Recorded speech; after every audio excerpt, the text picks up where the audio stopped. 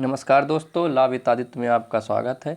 आज हम जानेंगे दाखिल खारिज कराना क्यों ज़रूरी होता है, ज़मीन का मालिकाना हक कैसे मिलेगा, दाखिल खारिज न कराने के नुकसान।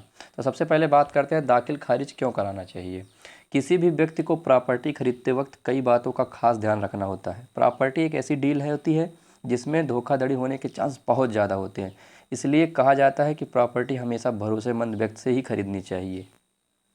मौजूदा समय में ऐसे कई मामले देखने को मिलते हैं कि किसी ज़मीन या प्रॉपर्टी का असल मालिक एक ही प्रॉपर्टी को कई बार बेच देता है। यहाँ हैरानी की बात यह है कि वह अपनी किसी प्रॉपर्टी को जितनी बार बेचता है उतनी बार उसकी रजिस्ट्री भी हो जाती है। ऐसे में लोग इसी ठगी का शिकार होते जाते हैं। बात करते हैं ज़मीन का मालिकाना हक कैसे मिलेगा। तो नियमों के अनुसार किसी भी ज़मीन या प्रॉपर्टी को खरीदने के बाद उसका दाखिल खारिज कराना बहुत ज़रूरी होता है। दाखिल खारिज करा एक ऐसी प्रक्रिया है जो सरकारी रिकॉर्ड में आपके द्वारा खरीदी गई ज़मीन को आपके नाम ट्रांसफ़र करता है। दाखिल खारिज कराने के बाद ही आपको कानूनी रूप से उस ज़मीन या प्रॉपर्टी का मालिकाना हक मिलता है। धोखाधड़ी के मामले में ज़्यादातर दाखिल खारिज से जुड़े मामले ही सामने आते हैं। दरअसल लोग ज़मीन खरीदने के बाद उसकी रजिस्ट्री तो करा लेते हैं लेकिन दाखिल खारिज नहीं कराते।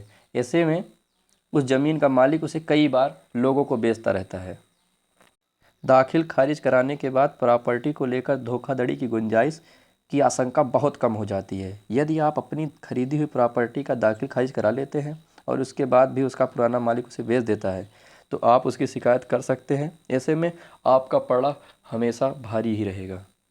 अब बात करते हैं दाखिल खारिज न कराने के नुकसान। यदि आपने अपनी प्रॉपर्टी दाखिल खारिज नहीं कराया और भविष्य में सरकार को किसी प्रोजेक्ट के तहत आपकी ज़मीन को लेना होगा तो आपको उस ज़मीन का मुआवजा नहीं मिल पाएगा।